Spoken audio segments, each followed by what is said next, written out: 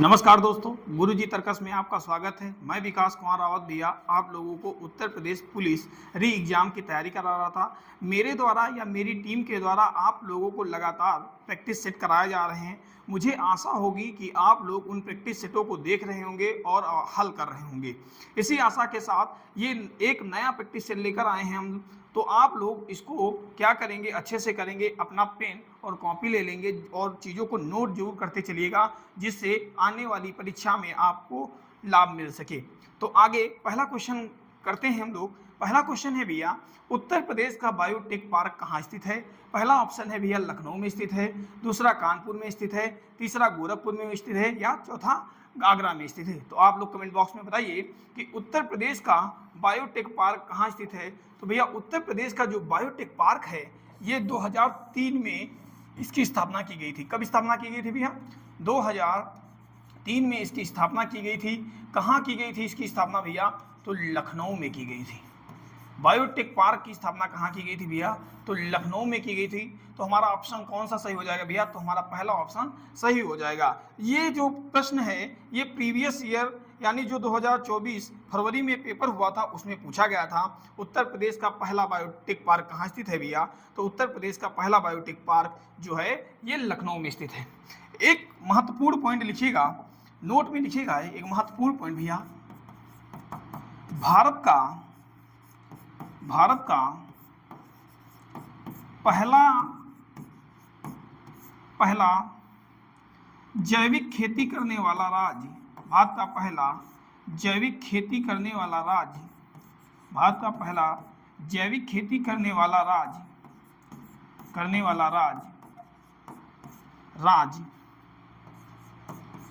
राज्य भैया, जैविक खेती करने वाला राज्य सिक्किम है। कौन सा है भैया? सिक्किम है। और सिक्किम की राजधानी भैया क्या है? तो गंगटोक है। तो इसे कब घोषित किया गया भैया? तो जैविक राज्य कब घोषित किया गया भैया? तो 2016 में सिक्किम राज्य को जैविक राज्य घोषित किया गया और ये पूर्णतः 100% जो है जैविक खेती करने वाला राज्य बना भैया। अब आपसे बात करता हूं कि जैविक खेती का जनक किसे कहा जाता है भैया? तो जैविक खेती का जनक भैया किसे कहा जाता है? तो जैविक खेती का जनक किसे कहा जाता है? तो आप लोग कमेंट बॉक्स में बताइएगा कि जैविक खेती का जो जनक है भैया सर अल्बर्ट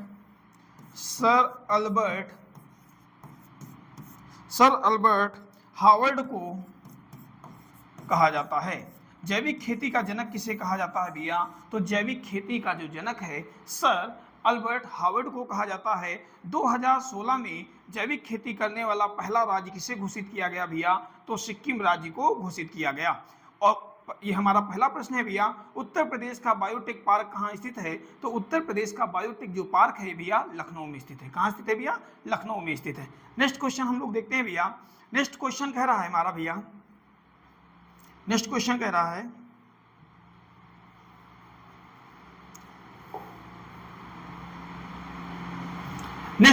निम्नलिखित में से किस में लैक्टिक एसिड पाया जाता है? प्रीवियस ईयर का क्वेश्चन है, पूछा गया क्वेश्चन है। अच्छे से करेंगे, अच्छे से ध्यानपूर्वक करेंगे भैया, बताएंगे कमेंट बॉक्स में। निम्नलिखित में से किस में लैक्टिक एसिड पाया जाता है? पहला ऑप्शन है दही में पाया जाता है, दूसरा है इमली में पाया जाता है, तीसरा पालक में पाया जाता है, चौथा ऑप्शन है भैया सिरका में पाया जाता है। तो सारे लोगों को पता होगा कि लैक्टिक एसिड किस में पाया जाता है भैया? तो लैक्टिक एसिड जो है, लैक्टिक एसिड दही में पाया जाता है। किस में पाया जाता है भैया? लैक्टिक एसिड दही में पाया जाता है। किस में पाया जाता है भैया? तो लैक्टिक एसिड दही में पाया जाता है। और एक पॉइंट याद रखिएगा, दूध से दही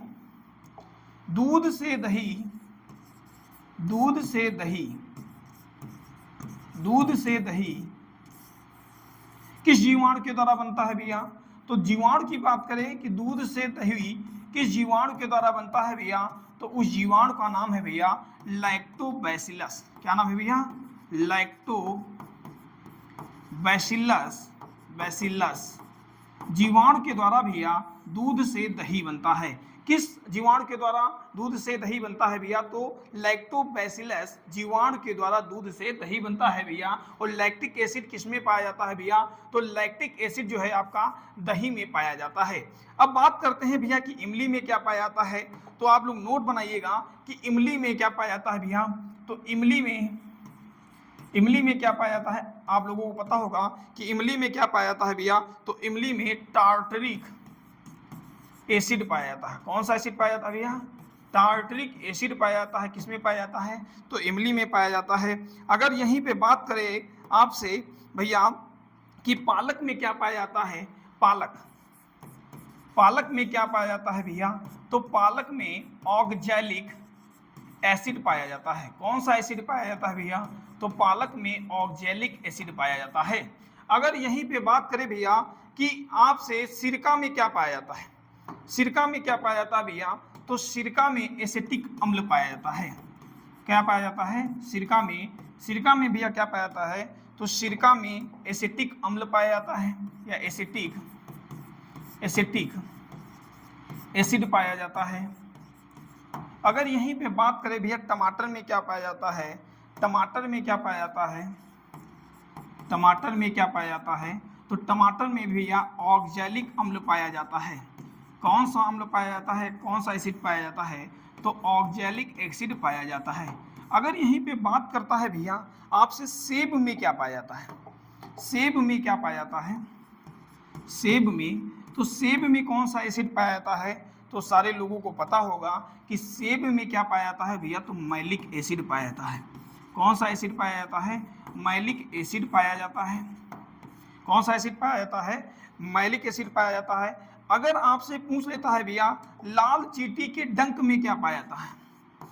लाल चींटी के डंक में क्या पाया जाता है भैया? तो लाल चींटी के डंक में क्या पाया जाता है? तो लाल चींटी के डंक में फार्मिक अम्ल पाया जाता है। क्या पाया जाता है भैया? फार्मिक अम्ल पाया जाता है। अगर यहीं पर आपसे बात करें भैया प्याज में क्या पाया जाता है। प्याज नोट करिएगा, महत्वपूर्ण है, नोट करिएगा। जो आंसू निकलते हैं भैया, जो जब प्याज काटा जाता है तो देखते हैं हम लोग कि आंसू निकलना प्रारंभ हो जाते हैं। तो आंसू किसके कारण निकलते हैं भैया? तो आंसू जो है प्याज में सल्फ्यूरिक एसिड पाया जाता है। क्या पाया जाता है भैया? सल्फ्यूरिक एसिड पाया जाता है, जिसके कारण क्या होता है भैया? आंखों से आंसू निकलना प्रारंभ हो जाते हैं। तो इमली में क्या पाया जाता है भैया? तो टार्टरिक एसिड पाया जाता है। पालक में क्या पाया जाता है? ऑक्जैलिक एसिड पाया जाता है। सिरका में क्या पाया जाता है? एसिटिक एसिड पाया जाता है भैया। टमाटर में क्या पाया जाता है? ऑक्जैलिक एसिड पाया जाता है। सेब में क्या पाया जाता है? मैलिक एसिड पाया जाता है। और लाल चींटी के डंक में क्या पाया जाता है भैया? अम्ल पाया जाता है। क्या पाया जाता है भैया? तो फार्मिक अम्ल पाया जाता है। क्वेश्चन क्या कह रहा था कि निम्नलिखित में से किस में लैक्टिक एसिड पाया जाता है भैया? तो लैक्टिक एसिड जो है दही में पाया जाता है भैया। दूध से दही किस जीवाणु के कारण बनता है भैया? तो लैक्टोबैसिलस जीवाणु के कारण जो है ये क्या बनता है भैया? तो दूध से दही बनता है। नेक्स्ट क्वेश्चन की बात करें तो नेक्स्ट क्वेश्चन है निम्नलिखित में से कौन सा सर्वोच्च नागरिक पुरस्कार है? महत्वपूर्ण प्रश्न है, पूछा जा सकता है पेपर में भैया। तो आप लोग बताइएगा निम्नलिखित में से कौन सा सर्वोच्च नागरिक पुरस्कार है? पहला ऑप्शन कह रहा है पद्मश्री, दूसरा ऑप्शन कह रहा है पद्म विभूषण, तीसरा ऑप्शन कह रहा है भैया ज्ञानपीठ पुरस्कार, चौथा ऑप्शन कह रहा है भारत रत्न। तो आप लोग बताइएगा कमेंट बॉक्स में निम्नलिखित में से कौन सा सर्वोच्च नागरिक पुरस्कार है। तो आप लोगों को पता होगा कि भारत का सर्वोच्च नागरिक पुरस्कार कौन सा है भैया?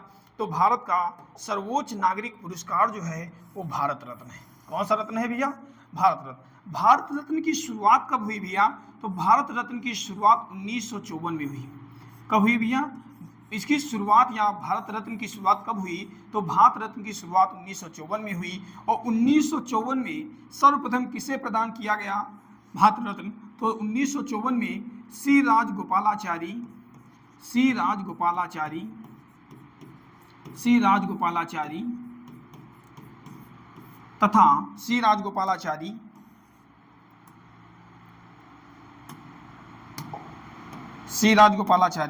दूसरा भैया सर्वपल्ली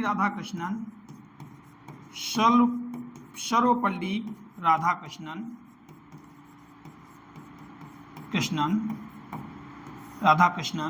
तथा तीसरा सीवी रमन को दिया गया। कब किसको दिया गया भैया?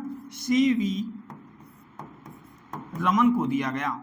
अगर आपसे पेपर में पूछे क्वेश्चन भैया कि रमन प्रभाव यानी सीवी रमन ने रमन प्रभाव कब दिया, तो आप लोग कमेंट बॉक्स में बताइएगा कि सीवी रमन ने रमन प्रभाव कब दिया और सीवी रमन को भैया नोबेल पुरस्कार कब दिया गया। आप लोग कमेंट बॉक्स में इसका उत्तर जरूर करिएगा, मैं देखूंगा जरूर कमेंट बॉक्स में आपके उत्तर, आप लोगों के उत्तर आए हैं कि नहीं आए हैं। इसके बाद अगर हम बात करें कि जो ये भारत रत्न होता है भैया, ये भारत रत्न भारत का सबसे बड़ा नागरिक सम्मान है, सबसे बड़ा नागरिक सम्मान है। भारत का सबसे बड़ा नागरिक सम्मान कौन सा है भैया?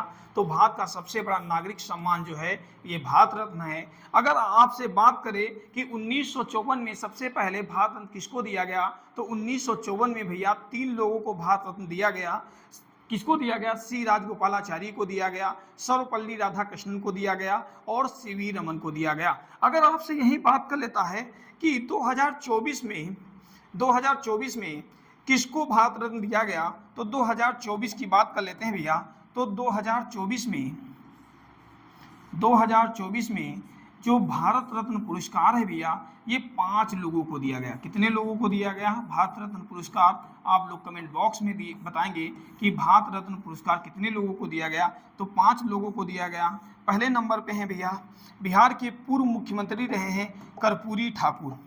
कौन रहे भैया? कर्पूरी ठाकुर को दिया गया है, कर्पूरी ठाकुर को दिया गया है, कर्पूरी ठाकुर को दिया गया है। दूसरा चौधरी चरण सिंह को दिया गया है, चौधरी चरण सिंह को दिया गया है, चौधरी चरण सिंह को दिया गया है भैया। तीसरा है आपका MS स्वामीनाथन को दिया गया है, स्वामीनाथन को दिया गया है। चौथा किसे दिया गया है भैया? तो चौथा जो दिया गया है वो किसे दिया गया है? चौथा दिया गया है लाल कृष्ण आडवाणी को दिया गया है, लाल कृष्ण आडवाणी को दिया गया है, आडवाणी को दिया गया है। इसके बाद पांचवा भैया किसे दिया गया है? पांचवा किसे दिया गया है? तो ये दिया गया है भैया PV नरसिम्हा राव को। किसको दिया गया है? PV नरसिम्हा राव को दिया गया है, PV नरसिम्हा राव को दिया गया है। तो 2024 की बात करें तो 2024 का भारत रत्न भैया 5 लोगों को दिया गया है। कर्पूरी ठाकुर को दिया गया है, चौधरी चरण सिंह को दिया गया है, MS स्वामीनाथन को दिया गया है, लाल कृष्ण आडवाणी को दिया गया है और PV नरसिम्हा राव को दिया गया है। MS स्वामीनाथन को भारत की हरित क्रांति का जनक कहा जाता है। अगर आपसे बात करें कि विश्व स्तर पर हरित क्रांति का जनक किसे माना जाता है, तो विश्व स्तर पर हरित क्रांति का जनक जो है नॉर्मन बोरलॉग को माना जाता है। अगर बात करेगा भारत में हरित क्रांति का जनक किसे कहा जाता है, तो भारत में हरित क्रांति का जनक जो है MS स्वामीनाथन को कहा जाता है। तो आपसे क्वेश्चन कह रहा था निम्नलिखित में से कौन सा सर्वोच्च नागरिक पुरस्कार है, तो सर्वोच्च नागरिक पुरस्कार है भारत रत्न। और भारत रत्न की शुरुआत कब हुई भैया? तो 1954 में हुई। सबसे पहले किसे दिया गया? तो सी राजगोपालाचारी को दिया गया, सर्वपल्ली राधाकृष्णन को दिया गया और सीवी रमन को 1954 में दिया गया। यह भारत का सबसे बड़ा नागरिक सम्मान है। 2024 में किसको किसको दिया गया? तो 2024 में 5 लोगों को दिया गया, कर्पूरी ठाकुर, चौधरी चरण सिंह, MS स्वामीनाथन, लाल कृष्ण आडवाणी और PV नरसिम्हा राव को दिया गया। अब हम लोग बात कर लेते हैं, एक महत्वपूर्ण पॉइंट है या महत्वपूर्ण टॉपिक है हमारा, महत्वपूर्ण तथ्य की बात करेंगे या टॉपिक की बात करेंगे।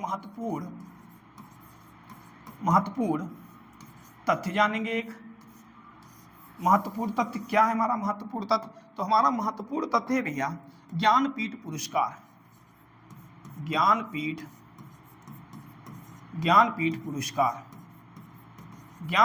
पुरस्कार की स्थापना कब हुई? तो आप लोग बताएंगे भैया। ज्ञानपीठ पुरस्कार की जो स्थापना हुई ये कब हुई? तो ज्ञानपीठ पुरस्कार की स्थापना 1961 में हुई। कब हुई? 1961 में हुई। और 1961 में इसकी स्थापना हुई। और सर्वप्रथम कब दिया गया ये? तो सर्वप्रथम भैया 1965 में ज्ञानपीठ पुरस्कार प्रदान किया गया। कब प्रदान किया गया भैया? तो सर्वप्रथम 1965 में प्रदान किया गया। स्थापना कब हुई भैया? तो स्थापना हुई 1961 में इसकी स्थापना हुई थी ज्ञानपीठ पुरस्कार की। और ज्ञानपीठ पुरस्कार में धनराशि कितनी दी जाती है भैया? तो ज्ञानपीठ पुरस्कार में धनराशि जो है, धनराशि कितनी दी जाती है भैया? तो धनराशि दी जाती है 11 लाख रुपए। कितने लाख रुपए भैया? तो 11 लाख रुपए दिए जाते हैं। और एक प्रतिमा दी जाती है, और उस प्रतिमा का क्या नाम है? प्रतिमा दी जाती है, प्रतिमा का क्या नाम है भैया? तो प्रतिमा का नाम है वाग देवी। कौन सी देवी भैया? वाग देवी।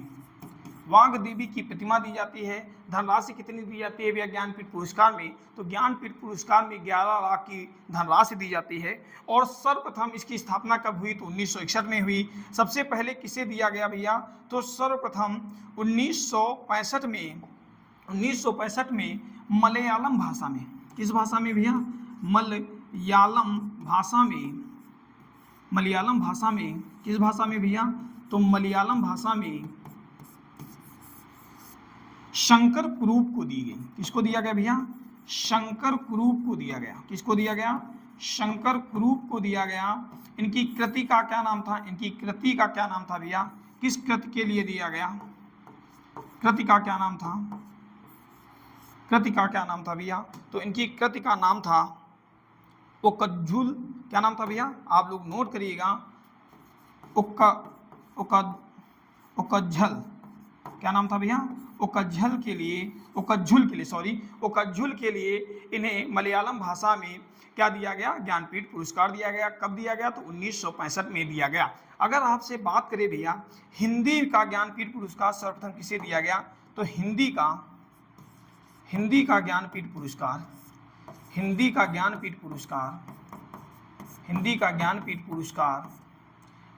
पुरस्कार कब दिया गया? हिंदी का ज्ञानपीठ पुरस्कार तो ये दिया गया भैया 1968 में दिया है। कब दिया गया? 1968 में। किसको दिया गया भैया? तो चिदम्बरा के लिए दिया गया। किसके लिए दिया गया भैया? चिदम्बरा के लिए दिया गया। किसको दिया गया? तो सूर्यकांत त्रिपाठी निराला को दिया गया। किसको दिया गया? सूर्यकांत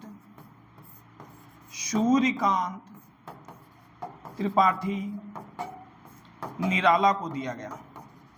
किसको दिया गया भैया? सूर्यकांत त्रिपाठी निराला को सर्वप्रथम हिंदी के लिए ज्ञानपीठ पुरस्कार 1968 में प्रदान किया गया। अगर यही बात कर लेता है भैया अंग्रेजी का ज्ञानपीठ पुरस्कार सर्वप्रथम किसे दिया गया भैया?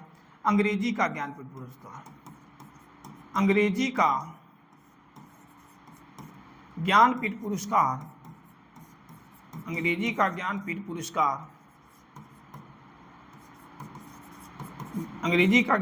पुरस्कार किसको सर्वप्रथम दिया गया? तो आप लोग इसका आंसर कमेंट बॉक्स में बताएंगे। मैं आपके कमेंट को पढ़ूंगा और वहीं पर पिन कर दूंगा कि अंग्रेजी का ज्ञानपीठ पुरस्कार किसे दिया गया। अगर यहीं पर आपसे बात कर लेता है भैया कि ज्ञानपीठ पुरस्कार कितनी भाषाओं में दिया जाता है भैया, तो एक नोट लिखिएगा कि जो ज्ञानपीठ पुरस्कार है, ज्ञानपीठ भैया 22 भाषाओं जो भैया 22 भाषाओं, कौन सी 22 भाषाएं हैं? जो संविधान की 8वीं अनुसूची में वर्णित हैं। 8वीं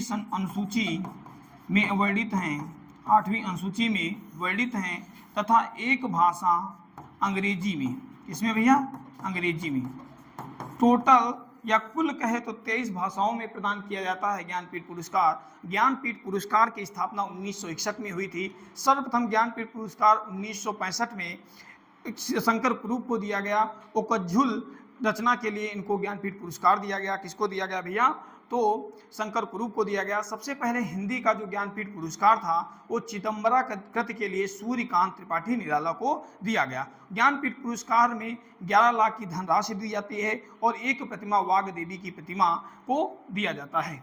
अब नेक्स्ट क्वेश्चन की बात करते हैं हम लोग। आशा करते हैं आप लोग इन चीज़ों को नोट कर रहे होंगे, ठीक है भैया, अच्छे से पढ़ रहे होंगे। आगे का क्वेश्चन देखते हैं भैया।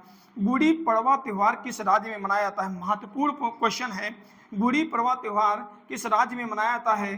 पहला ऑप्शन है उत्तराखंड में मनाया जाता है, दूसरा ऑप्शन है गुजरात में मनाया जाता है, तीसरा महाराष्ट्र में, चौथा उत्तर प्रदेश में। तो गुड़ी पड़वा जो त्योहार है ये भैया कहाँ मनाया जाता है? तो गुड़ी पड़वा त्योहार जो है ये महाराष्ट्र में मनाया जाता है। कहाँ मनाया जाता है? ये महाराष्ट्र में मनाया जाता है। और गुड़ी पड़वा जो त्योहार है ये महाराष्ट्र में मनाया जाता है। महाराष्ट्र में भैया नाग पंचमी भी मनाई जाती है। क्या मनाई जाती है? नाग पंचमी मनाई जाती है। गुड़ी पड़वा भी मनाया जाता है, गुड़ी पड़वा भी मनाया जाता है। आपका गणेश चतुर्थी भी मनाई जाती है। क्या मनाई जाती है भैया? गणेश चतुर्थी मनाई जाती है, गणेश चतुर्थी भी मनाई जाती है। नाग पंचमी, गुड़ी पड़वा, गणेश चतुर्थी आदि त्यौहार जो है ये महाराष्ट्र में मनाए जाते हैं। गुजरात में क्या मनाया जाता है भैया? तो आपसे अगर पूछे कि गुजरात में क्या मनाया जाता है तो गुजरात में नवरात्रि मनाई जाती है। क्या मनाई जाती है भैया? नवरात्रि मनाई जाती है। अगर यहीं पे उत्तराखंड में बात करें कि उत्तराखंड में कौन सा त्यौहार मनाया जाता है तो हम लोगों ने चर्चा की थी कि उत्तराखंड में कौन सा त्यौहार मनाया जाता है। तो उत्तराखंड में हरेला त्यौहार मनाया जाता है। कौन सा त्यौहार मनाया जाता है भैया?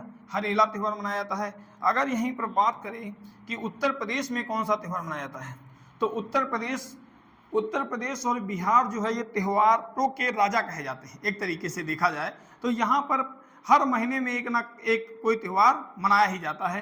तो उत्तर प्रदेश में भैया सबसे चरम सीमा पे क्या मनाया जाता है? तो दीपावली मनाई जाती है। दीपावली, होली, दीपावली, होली, जन्माष्टमी, कृष्ण जन्माष्टमी कहते हैं इसको भैया, कृष्ण जन्माष्टमी, ईद मनाई जाती है भैया। ईद के बाद क्या मनाया जाता है भैया? बुद्ध पूर्णिमा मनाई जाती है, बुद्ध पूर्णिमा मनाई जाती है। और क्या मनाया जाता है भैया? गुरु नानक जयंती मनाई जाती है, गुरु नानक जयंती मनाई जाती है। और क्या मनाया जाता है भैया? बुद्ध पूर्णिमा, क्रिसमस मनाया जाता है। क्या मनाया जाता है भैया? क्रिसमस मनाया जाता है। और क्या मनाया जाता है भैया? तो दीपावली, होली, कृष्ण जन्माष्टमी, ईद, बुद्ध पूर्णिमा, गुरु नानक जयंती, क्रिसमस आदि त्यौहार जो हैं ये उत्तर प्रदेश में मनाए जाते हैं। और गुड़ी पड़वा त्यौहार कहाँ मनाया जाता है भैया? तो गुड़ी पड़वा त्यौहार जो है ये महाराष्ट्र में मनाया जाता है। आज के दिन कौन सा त्यौहार मनाया जा रहा है? तो शायद लोगों को पता है कि हमारे गाँव में तो गुड़िया कहा जाता है, लेकिन जो त्यौहार मनाया जा रहा है आज वो नाग पंचमी मनाया जा रहा है। क्या मनाया जा रहा है भैया? नाग पंचमी त्यौहार मनाया जा रहा है। नेक्स्ट क्वेश्चन की बात करें तो नेक्स्ट क्वेश्चन है भैया, महत्वपूर्ण क्वेश्चन है, उत्तर प्रदेश पुलिस की टैगलाइन क्या है? पूछा गया क्वेश्चन है, इंपॉर्टेंट क्वेश्चन है, याद करिएगा, आ सकता है पेपर में। उत्तर प्रदेश पुलिस की टैगलाइन क्या है भैया? सत्यमेव जयते है, सेवा सुरक्षा शांति है, सेवा वीरता बंधुता है, नंबर 4 सुरक्षा आपकी संघर्ष हमारा। तो आप लोग कमेंट बॉक्स में बताइए कि इसका आंसर कौन सा है। तो उत्तर प्रदेश पुलिस की टैगलाइन जो है भैया वो आप लोगों को पता है कि उत्तर प्रदेश की जो टैगलाइन है वो क्या है भैया? उत्तर प्रदेश की टैगलाइन कौन सी है? तो है भैया सुरक्षा आपकी संघर्ष हमारा। उत्तर प्रदेश पुलिस की टैगलाइन क्या है भैया? सुरक्षा आपकी संघर्ष हमारा। आप लोगों को बता दें कि जो ये सत्यमेव जयते है ये किस उपनिषद से लिया गया है? तो भैया सत्यमेव जयते जो है मुंडकोप उपनिषद से लिया गया है। किस उपनिषद से लिया गया भैया? तो मुंडकोप उपनिषद से लिया गया है। मुंडकोप उपनिषद से सत्यमेव जयते को लिया गया है। अगर पूछा गया उत्तर प्रदेश पुलिस की टैगलाइन क्या है भैया? तो सुरक्षा आपकी संघर्ष हमारा। अगर आपसे पूछे कि उत्तर प्रदेश पुलिस का लोगो कैसा है भैया? उत्तर प्रदेश पुलिस का लोगो कैसा है या बैच कैसा है भैया? लोगो कैसा है? तो लोगो है भैया लाल और नीला। कैसा है भैया? लाल प्लस कैसा है भैया? लाल प्लस नीला। अगर आपसे पूछे उत्तर प्रदेश पुलिस का मुख्यालय कहाँ है भैया? तो उत्तर प्रदेश पुलिस का मुख्यालय उत्तर प्रदेश पुलिस का मुख्यालय कहाँ है? तो उत्तर प्रदेश पुलिस का जो मुख्यालय है ये भैया कहाँ स्थित है? तो लखनऊ में स्थित है। कहाँ स्थित है भैया? लखनऊ में स्थित है। इसके लोगो का रंग कैसा है भैया? तो लाल और नीला है। सत्यमेव जयते कहाँ से लिया गया है भैया? तो सत्यमेव जयते जो है ये मुंडकोपनिषद से लिया गया है। नेक्स्ट क्वेश्चन की बात करते हैं हम लोग, तो बताइएगा हाल ही में उत्तर प्रदेश ने अपराध की रोकथाम और जांच के लिए किस ऐप को लॉन्च किया है? बहुत महत्वपूर्ण क्वेश्चन है भैया, पेपर में पूछा जाने वाला क्वेश्चन है, क्योंकि ये करंट का क्वेश्चन है। आप लोग बताइएगा हाल ही में उत्तर प्रदेश ने अपराध की रोकथाम और जांच के लिए किस ऐप को लॉन्च किया है? पहला ऑप्शन है नेत्र 2.0, दूसरा ऑप्शन है साइबर 2.0, तीसरा ऑप्शन है त्रिनेत्र 2.0, चौथा ऑप्शन है इनमें से कोई नहीं। तो आप लोग कमेंट बॉक्स में बताइए कौन सा आंसर सही है भैया। तो इसमें जो आंसर सही है, हाल ही में उत्तर प्रदेश ने अपराध की रोकथाम की जांच के लिए त्रिनेत्र 2.0 ऐप लॉन्च किया है। कौन सा ऐप लॉन्च किया है भैया? तो त्रिनेत्र 2.0 ऐप लॉन्च किया है। नेक्स्ट क्वेश्चन की बात करें अगर, नंबर 7 है भैया, हाल ही में किसने हरित हाइड्रोजन परियोजना नीति को मंजूरी दी? महत्वपूर्ण प्रश्न है, पूछा जा सकने वाला प्रश्न है, अच्छे से पढ़ेंगे कि हाल ही में किसने हरित हाइड्रोजन परियोजना नीति को मंजूरी दी? पहला ऑप्शन है बिहार, दूसरा ऑप्शन है भैया महाराष्ट्र, तीसरा ऑप्शन है गोवा, चौथा है ऑप्शन है इनमें से कोई नहीं। कमेंट बॉक्स में इसका आंसर आप लोग बताइए।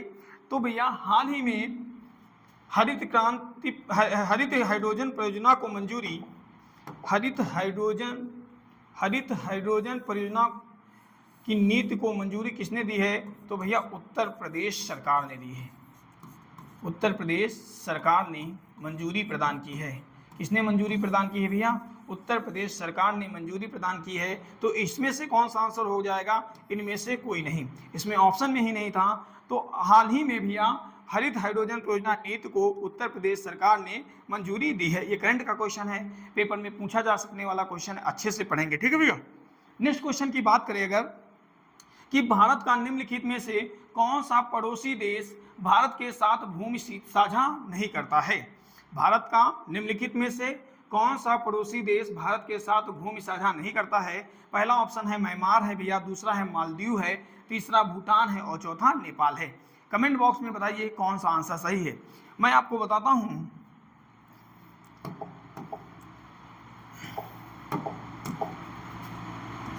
भारत की स्थलीय सीमा, भारत की स्थलीय सीमा 7 राज्यों से लगती है। कितने राज्यों से लगती है भैया? 7 राज्यों से लगती है। स्थलीय सीमा कितने राज्यों से लगती है? तो 7 राज्यों से, 7 देशों से लगती है। कितने देशों से लगती है भैया? 7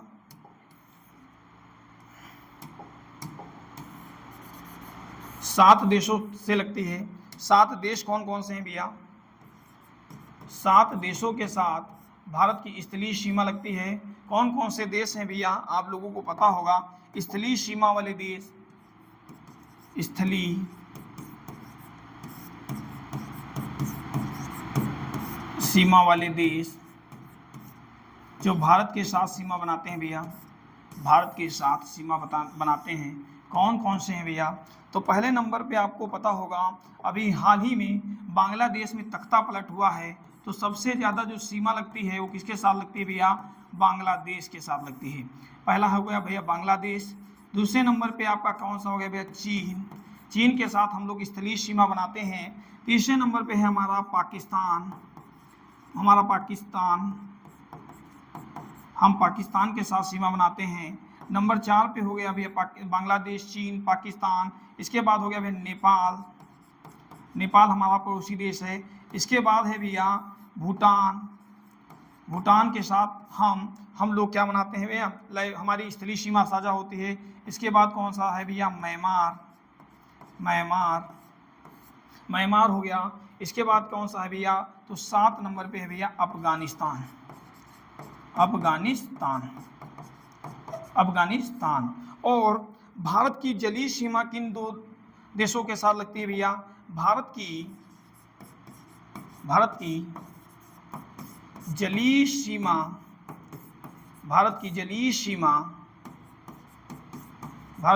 सीमा 2 देशों के साथ लगती है। कितने देशों के साथ लगती है भैया? तो 2 देशों के साथ लगती है। कौन से 2 देश हैं? जिनके साथ हमारी जलीय सीमा लगती है, तो जलीय सीमा लगती है पहले नंबर पे है भैया मालदीव। कौन सा है भैया? मालदीव। मालदीव के साथ हमारी सीमा लगती है। दूसरा देश कौन सा है भैया? तो दूसरा देश है श्रीलंका। कौन सा देश है भैया? श्रीलंका के साथ हमारी क्या लगती है? जलीय सीमा लगती है। अगर आपसे बात करें कि सबसे बड़ी स्थलीय सीमा किस देश के साथ लगती है भैया, तो सबसे बड़ी स्थलीय सीमा जो है वो बांग्लादेश के साथ लगती है। कितने किलोमीटर की सीमा लगती है भैया? तो कितने किलोमीटर की सीमा लगती है भैया? तो 4096.7 किलोमीटर जो है ये सीमा किसके साथ लगती है भैया? बांग्लादेश के साथ लगती है। और सर्वाधिक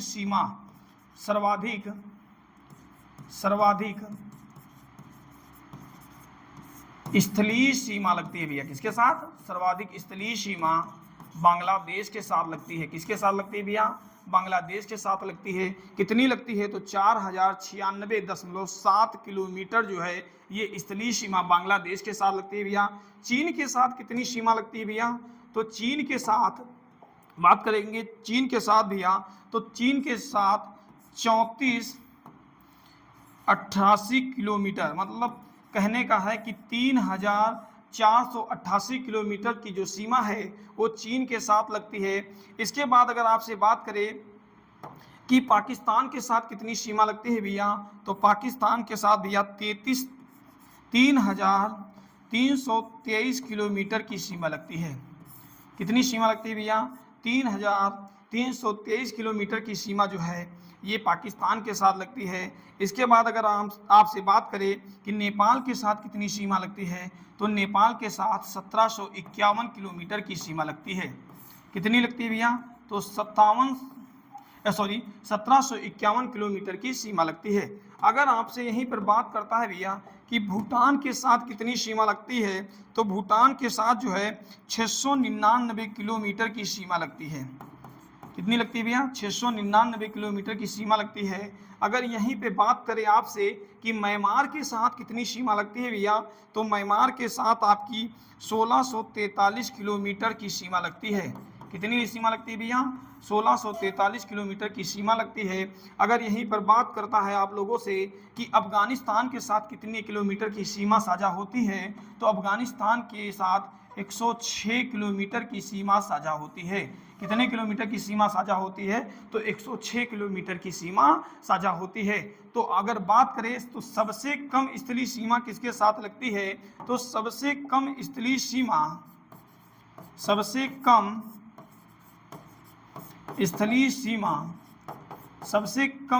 सीमा भैया अफगानिस्तान के साथ लगती है। किसके साथ लगती है? अफगानिस्तान के साथ लगती है। अगर आपसे प्रश्न पूछे कि भारत के कितने पड़ोसी देश हैं, तो भारत के टोटल 9 पड़ोसी देश हैं, जिसमें से 2 जलीय सीमा बनाते हैं, जिसमें से 7 जो हैं स्थलीय सीमा बनाते हैं। सबसे अधिक लंबी सीमा किसके साथ लगती है भैया? तो सबसे अधिक लंबी सीमा जो है बांग्लादेश के साथ लगती है। सबसे कम सीमा किसके साथ लगती है? तो अफगानिस्तान के साथ लगती है। कितने किलोमीटर की सीमा लगती है? तो 106 किलोमीटर की सीमा लगती है। बांग्लादेश के साथ कितने किलोमीटर की सीमा लगती है? तो बांग्लादेश के साथ 4096.7 किलोमीटर जो है ये सीमा लगती है। हमारा प्रश्न कह रहा था भारत का निम्नलिखित में से कौन सा पड़ोसी देश भारत के साथ भूमि साझा नहीं करता है? तो भूमि साझा कौन सा देश नहीं करता है भैया? तो मालदीव जो है ये स्थलीय सीमा साझा नहीं करता है। ठीक है भैया। नेक्स्ट क्वेश्चन की बात करें अगर, हमारा नेक्स्ट क्वेश्चन है टोक्यो एशिया के निम्नलिखित में से किस देश की राजधानी है? महत्वपूर्ण प्रश्न है, प्रीवियस ईयर में पूछा गया क्वेश्चन है। सारे लोगों को पता होगा इसका आंसर, क्योंकि प्रीवियस ईयर आप लोग लगाए होंगे। तो ये प्रश्न आपसे गलत नहीं होना चाहिए। ठीक है, आप लोग बताइए टोक्यो एशिया के निम्नलिखित में से किस देश की राजधानी है भैया? तो टोक्यो जो है एक किस देश की राजधानी है? सारे लोगों को पता है, मुझे बताने की जरूरत भी नहीं है कि जो टोक्यो है ये जापान देश की राजधानी है। टोक्यो किसकी राजधानी है भैया? तो टोक्यो जापान देश की राजधानी है। किसकी राजधानी है भैया? जापान की राजधानी है। चीन की राजधानी क्या है? तो चीन की राजधानी आप लोगों को पता है बीजिंग राजधानी है। कौन सी राजधानी है? बीजिंग राजधानी है। अगर यहीं पर आपसे बात करें कि थाईलैंड की राजधानी क्या है, तो थाईलैंड की राजधानी बैंकॉक है। क्या है भैया? बैंकॉक जो है ये किसकी राजधानी है? तो बैंकॉक जो है ये थाईलैंड की राजधानी है। बाली कोई देश नहीं है, ठीक है भैया, बाली जो है ये कोई देश नहीं है। तो टोक्यो किसकी राजधानी है भैया? तो टोक्यो जो है ये जापान देश की राजधानी है।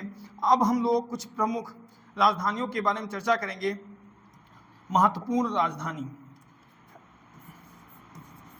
महत्वपूर्ण राजधानी, महत्वपूर्ण राजधानी आप लोग बताइएगा कमेंट बॉक्स में। मैं आप लोगों से पूछता हूं, पहली राजधानी है हमारी भैया किर्गिस्तान की राजधानी क्या है? किर्गिस्तान की राजधानी क्या है? कमेंट बॉक्स में बताइएगा। किर्गिस्तान की राजधानी क्या है भैया? तो किर्गिस्तान की राजधानी है बिश्केक। क्या है भैया? बिश्केक राजधानी किसकी है? तो किर्गिस्तान की राजधानी है। जितने देशों में तान लगा है, ठीक है, हिंदुस्तान हो गया, किर्गिस्तान हो गया, उज्बेकिस्तान हो गया, पाकिस्तान हो गया, अफगानिस्तान हो गया, तुर्कमेनिस्तान हो गया, इनकी राजधानी हम लोगों को अच्छे से याद कर लेनी चाहिए, क्योंकि यहाँ से क्वेश्चन पूछे जाने की पूर्ण संभावना होती है। अच्छे से पढ़ेंगे। इसके बाद है भैया तुर्कमेनिस्तान। कौन सा देश है भैया? तुर्कमेनिस्तान। तुर्कमेनिस्तान की राजधानी क्या है भैया? तुर्कमेनिस्तान की जो राजधानी है वो है अशगाबाद। कौन सी भैया? अशगाबाद। कौन सी भैया? अशगाबाद है। इसके बाद है हमारा कौन सा देश? इसके बाद है हमारा भैया देश उज्बेकिस्तान। तीसरे नंबर पे है उज्बेकिस्तान। उज्बेकिस्तान, उज्बेकिस्तान की राजधानी क्या है? तो उज्बेकिस्तान की जो राजधानी है ये कौन सी राजधानी? ताशकंद है। किसकी राजधानी है? ताशकंद है। आप लोगों को ताशकंद के बारे में तो पता ही होगा कि हमारे जो पूर्व प्रधानमंत्री थे, कौन, लाल बहादुर शास्त्री जी, उनकी मृत्यु वहीं ताशकंद में हुई थी, यानी उज्बेकिस्तान देश में हुई थी। नेक्स्ट बात करते हैं भैया। नेक्स्ट है हमारा उज्बेकिस्तान के बाद है भैया तजाकिस्तान। तजाकिस्तान किसकी राजधानी है भैया? तो तजाकिस्तान की राजधानी क्या है? तजाकिस्तान की राजधानी है भैया दुशांबे। क्या है भैया? दुशांबे। दुशांबे किसकी राजधानी है भैया? तो ये है तजाकिस्तान की राजधानी। अगर आपसे बात करता है भैया कजाकिस्तान की राजधानी, किसकी राजधानी भैया? कजाकिस्तान की राजधानी। कजाकिस्तान की राजधानी क्या है भैया? तो कजाकिस्तान की राजधानी है भैया अस्ताना। क्या है भैया? अस्ताना। कजाकिस्तान की राजधानी क्या है? अस्ताना। अगर आपसे पाकिस्तान की राजधानी पूछे तो पाकिस्तान की राजधानी इस्लामाबाद है। अगर आपसे बात करें अफगानिस्तान की राजधानी क्या है, तो अफगानिस्तान की राजधानी भैया काबुल है। और हिंदुस्तान की राजधानी यानी भारत की राजधानी क्या है? तो नई दिल्ली है। याद रखेंगे, यहाँ से क्वेश्चन पूछे जाने की पूर्ण संभावना है। किर्गिस्तान की राजधानी बिश्केक है। तुर्कमेनिस्तान की राजधानी अशगाबाद है। उज्बेकिस्तान की राजधानी ताशकंद है। तजाकिस्तान की राजधानी दुशांबे है। और कजाकिस्तान की राजधानी भैया अस्ताना है। और टोक्यो किसकी राजधानी है? तो टोक्यो जापान की राजधानी है। चीन की राजधानी क्या है? तो चीन की राजधानी बीजिंग है। थाईलैंड की राजधानी क्या है भैया? तो बैंकॉक है। याद रखिएगा, अच्छे से पढ़ते रहिएगा, आगे बढ़ते रहिएगा। लगातार आपका रिस्पॉन्स आना चाहिए कि आपका रिजल्ट बनना चाहिए। आपको कुछ इस टाइम नहीं दिखाई देना चाहिए। आप सिर्फ पढ़ाई के ऊपर एकत्रित होना चाहिए कि आप लोग लगातार पढ़ाई कर रहे हों। और एकत्रित होने का मतलब ये नहीं है कि उस पर गिरे पड़े हैं। एकत्रित होने का मतलब है कि लगातार आप लोग 6-7 घंटे दे रहे होंगे, अच्छे से पढ़ रहे होंगे। और अच्छे से पढ़ने की ज़रूरत है। आप लोगों की परीक्षा जरूर निकलेगी अगर आप लोग मेहनत कर रहे हैं। तो उत्तर प्रदेश पुलिस जो री एग्जाम होने वाला है, आप लोग अच्छा करेंगे, आप लोग अच्छे से पढ़ते रहेंगे, जिससे आपको आने वाली परीक्षा में मदद मिल सके। नेक्स्ट क्वेश्चन है भैया, थंगका निम्नलिखित में से किस राज्य की सबसे लोकप्रिय कला शैली है? तो थंगका जो है ये किस राज्य की सबसे लोकप्रिय कला शैली है भैया? तो थंगका जो है भैया ये सिक्किम राज्य की थंगका सिक्किम राज्य की लोक कला है, लोक कला शैली है भैया, लोक कला शैली है। थंगका कहाँ की है भैया? सिक्किम की लोक कला शैली है और ये कौन सी शैली है? बौद्ध शैली। कैसी शैली भैया? बौद्ध शैली है, बौद्ध शैली है। अगर आपसे यहीं पे बात करें कि उड़ीसा, यहाँ पे सही कर लिया उड़ीसा, तो उड़ीसा की क्या है भैया? तो पट्टचित्र है। कौन सी है भैया? उड़ीसा की पट्टचित्र है। अगर आपसे पूछे बिहार की, तो बिहार की है भैया मधुबनी। मधुबनी चित्रकला जो है ये बिहार की फेमस है, पूछी गई है। तो थंगका की सबसे लोकप्रिय कला शैली कौन सी है भैया? तो सिक्किम की है। कहाँ की है भैया? सिक्किम राज्य की है।